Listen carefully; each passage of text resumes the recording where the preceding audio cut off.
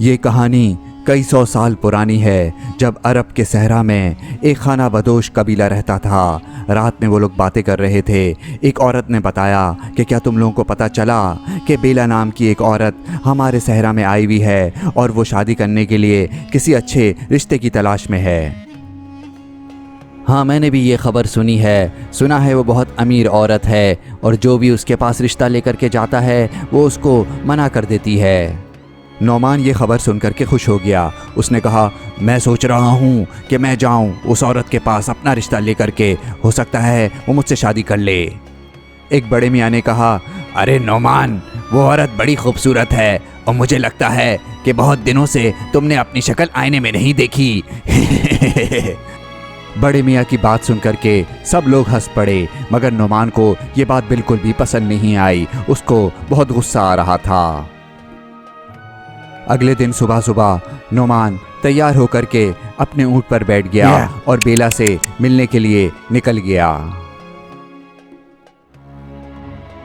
बेला का बहुत बड़ा खेमा लगा हुआ था और उसकी हिफाजत के लिए बहुत सारे लोग वहाँ पर थे।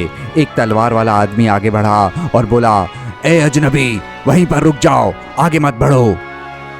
यहाँ पर नौमान आ चुका था। नौमान ने कहा, सलाम भाई, मैं यहाँ पर लड़ने नहीं आया, मैं तो अपना रिश्ता लेकर के आया हूँ। सुना है यहाँ पर एक खातून है जो शादी करना चाहती हैं। ठीक है, मेरे पीछे आओ। फिर ये तलवार वाला गार्ड नौमान को पीछे मेहमान खाने की तरफ ले गया। मेहमान खाना बहुत ही खूबसूरत था। गार्ड ने कहा, तुम मेहमान खाने में बैठो, उनको आने में थोड़ा वक्त लगेगा, ठीक है? ये कह करके वो मुहाफिज वहाँ से चला गया।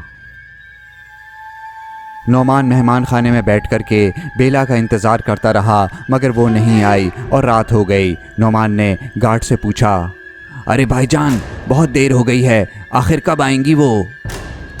फिर वहाँ पर अचानक से धुंध सी छा गई। गार्ड्स ने एक दूसरे को देखा और फिर वहाँ से चले गए। अजीब लोग हैं, किसी बात का जवाब ही नहीं दे रहे। बेला वहाँ पर आ चुकी थी। बेला ने पूछा, कौन हैं आप और मुझसे शादी क्यों करना चाहते हैं? सलाम, अरे आप कब आई? मैंने आपको देखा नहीं। नौमान बेला को देख करके खुश हो रहा था। बेला ने कहा, मैंने आपसे कुछ सवाल पूछा है, अपने बारे में बताइए, क्या करते हैं, कहाँ से आए हैं और क्यों करना चाहते हैं शादी? मेरा ताल्लुक एक खाना बदोश कबीले से है जो सहरा में इधर उधर घूमता फिरता रहता है। मेरा इस दुनिया में कोई नहीं है, मैं बिल्कुल अकेला हूँ और मैं आपसे बगैर किसी लालच के शादी करना चाहता हूँ। बेला ने कहा, ठीक है, मगर मुझसे शादी करने की दो शर्तें होंगी। पहली शर्त यह है कि शादी के बाद आप मेरे साथ ही रहेंगे और अपने कबीले से फिर कभी नहीं मिलेंगे, और दूसरी शर्त यह है कि शादी से पहले आप मेरा चेहरा नहीं देख सकते। बोलिए, आपको ये शर्तें मंजूर हैं या नहीं? ये शर्तें सुन करके नौमान परेशान हो गया। उसने सोचा कि चलो पहली शर्त तो मानना आसान है, वो अपने कबीले को छोड़ देगा और उनसे नहीं मिलेगा, मगर दूसरी शर्त कि शादी से पहले ही अपना चेहरा नहीं दिखाएगी, ये शर्त क्यों लगाई? कहीं इसके चेहरे में कोई मसला तो नहीं? मगर फिर इसके जहन में ख्याल आया कि शायद इसके ख़ानदान में इसी तरह होता हो कि लड़की शादी से पहले अपना चेहरा ना दिखाती हो। नौमान ने फिर बेला को बोल दिया, ठीक है, मुझे आपकी ये दोनों शर्तें मंजूर हैं। अगले दिन सुबह नौमान और बेला की शादी हो गई। सब नौमान को मुबारकबाद दे रहे थे और नौमान इनका शुक्रिया अदा कर रहा था। बेला पर्दे के पीछे छुप करके बैठी हुई थी और फिर शादी हो जाने के बाद वो उठ करके अपने खेमे की तरफ चली गई। बेला जब अपने कमरे में आई तो नौमान भी उसके पीछे पीछे आ गया। नौमान ने कहा, अब तो हमारी शादी हो गई, अब तो आप अपना चेहरा हमें दिखा दीजिए। फिर बेला ने पलट करके अपना चेहरा नौमान को दिखाया। या हबीबी, माशाअल्लाह माशाअल्लाह, मैं तो बिला वजह परेशान हो रहा था, आप तो बहुत खूबसूरत हैं।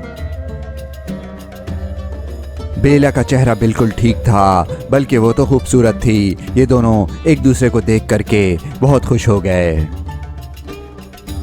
अगले दिन सुबह बेला ने नौमान के लिए बहुत मज़े का नाश्ता बनाया और नौमान के सामने रख दिया। नौमान ने कहा, अरे बेला, आप भी तो कुछ खाइए, क्या ये सब कुछ मैं ही खाऊंगा? बेला ने कहा, आप करें नाश्ता, मुझे भूख नहीं है। शादी को अब बहुत दिन हो गए थे, मगर बेला कभी नुमान के सामने कुछ खाती नहीं थी। नुमान अक्सर उसको बोलता, अरे आप खाइए ना, आप तो कभी कुछ खाती ही नहीं, मगर वो हमेशा उसको मना कर देती थी। नुमान ने सोचा कि उसको अपने हाथों से खिलाता हूँ, मगर बेला ने मना कर दिया। बल्कि बेला तो नाराज़ हो गई और वहाँ से गुस्सा होकर के चली गई।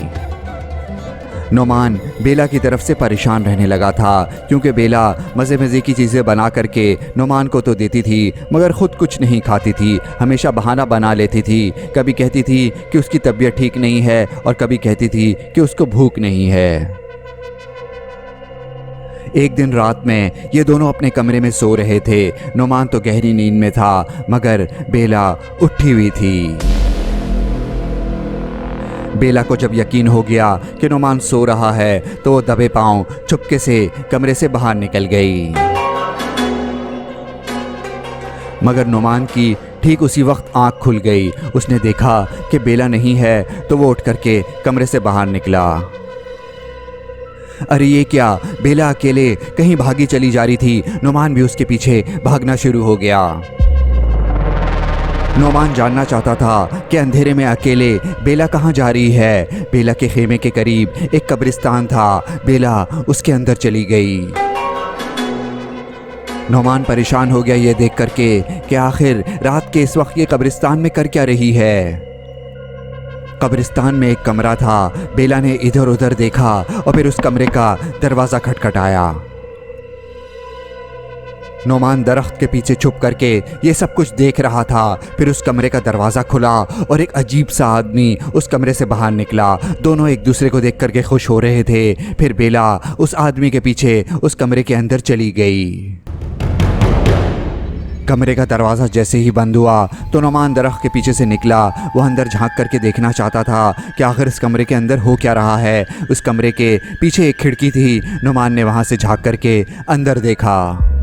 उस कमरे के अंदर एक लाश पड़ी हुई थी और बेला उसे ललचाई हुई नज़रों से देख रही थी। उस अजीब से आदमी ने कहा, आपके लिए ताज़ा लाश निकाली है मैंने, सिर्फ 1 हफ्ता पुरानी है। आप बड़े दिन बाद आई हैं, इंतज़ार किसका है, शुरू हो जाइए।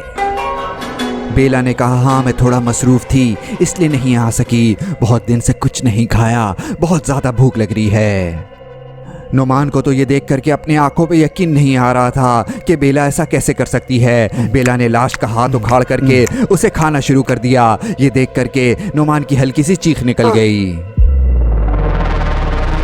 ये कैसी आवाज़ थी? नुमान फौरन से खिड़की के पास से हट गया। वो अजीब सा आदमी कमरे से निकला देखने के लिए, क्योंकि उसको शक हो रहा था कि कोई है यहाँ पर।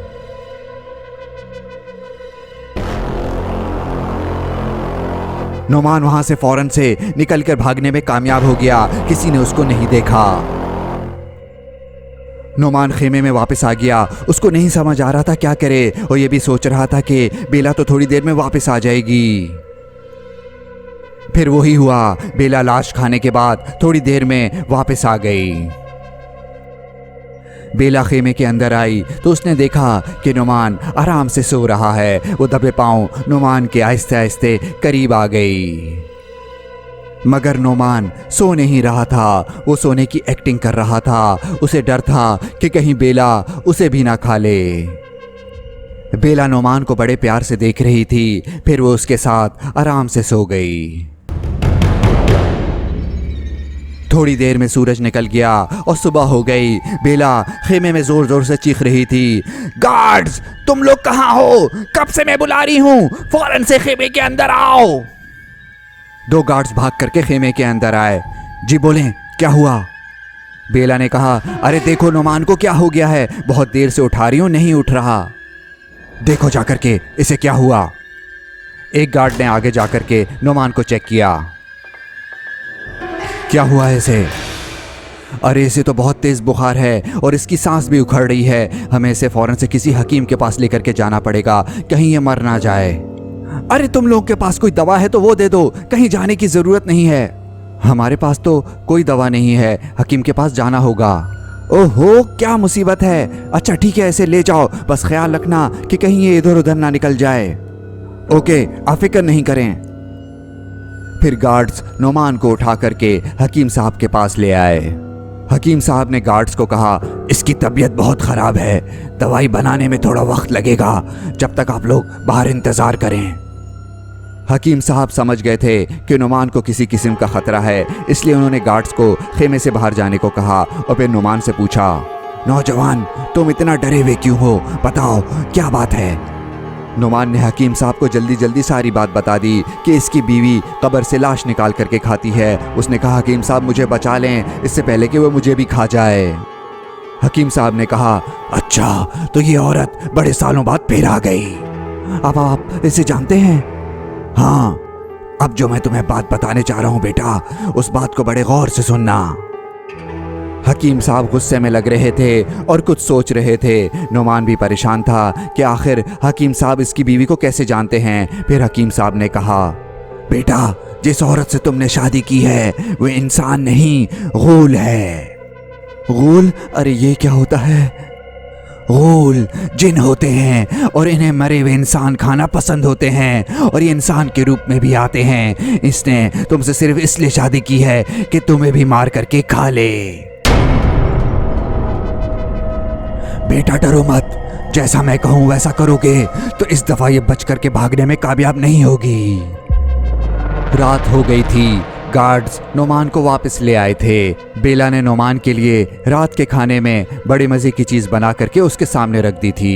बेला ने कहा, शुक्र है आप ठीक हो गए, मैं तो आपके लिए बहुत परेशान हो गई थी। बेला ने कहा, बहुत अच्छा हकीम था, उसने तो आपको बहुत जल्दी ठीक कर दिया। हाँ, बहुत ही अच्छे हकीम साहब थे। और ये जो बोतल है इसमें आपकी दवाई है ना? हाँ, हकीम साहब ने मुझे दवाई भी दी है। इस दवाई को कब इस्तेमाल करनी है आपको? अभी थोड़ी देर में इस्तेमाल करूँगा। अच्छा खाना तो खाएं, देखिए सुबह से शाम तक आप कितने कमज़ोर हो गए। मैं ठीक हो गया, आज इसी खुशी में मेरे साथ खाना खा लो। नहीं नहीं, आप खा लें, मुझे एकदम दिल नहीं चाह रहा। कुछ और मंगवाऊँ तुम्हारे लिए खाने को? बोलो क्या खाना चाहती हो? मेरे लिए कुछ और खाने को? मैं समझी नहीं आपकी बात। कुछ और खाने की चीज़ जैसे कि मज़े की कोई कब्र से निकली हुई ताज़ी लाश। बोलो क्या कहा? अच्छा तो तुम थे रात में कब्रिस्तान में, समझ गई। तुम्हारा खेल ख़त्म बेला, मैं तुम्हारे बारे में सब कुछ जान चुका हूँ कि तुम कौन हो और क्या करती हो लोगों के साथ। मेरे बारे में जान गए तुम? बड़ी अच्छी बात है। अब ये बताओ कि तुम्हें मुझसे कौन बचाएगा? बेला की आवाज़ बदल गई थी। नुमान ने दवाई की बोतल अपने हाथ में उठा ली थी। बेला फिर अपनी असली शक्ल में आ गई।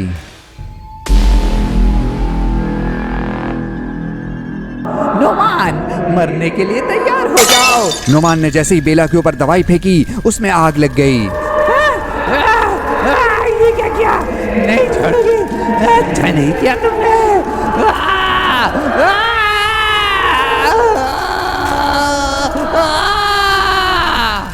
गार्ड्स वहां पर भाग के आ गए। एक गार्ड ने पूछा, ये क्या बला थी नुमान, तुमने किसको मार दिया? नुमान ने कहा, ये थी तुम्हारी मालिकन बेला, जिसको तुम लोग इंसान समझ रहे थे बेवकूफ लोग। ये एक जिन थी जो कि एक औरत के रूप में थी और ये इंसानों को मार करके खा लेती थी। चले जाओ यहाँ से, इससे पहले कि मैं तुम लोगों को भी मार डालूं। गार्ड्स ने तो अपनी आंखों से जिन को मरते हुए देख लिया था। फिर वो नुमान से डर करके वहां से भाग गए। नुमान ने अपने खौफ पे काबू पाया और यूं वो एक खतरनाक जिन को मारने में कामयाब हो गया।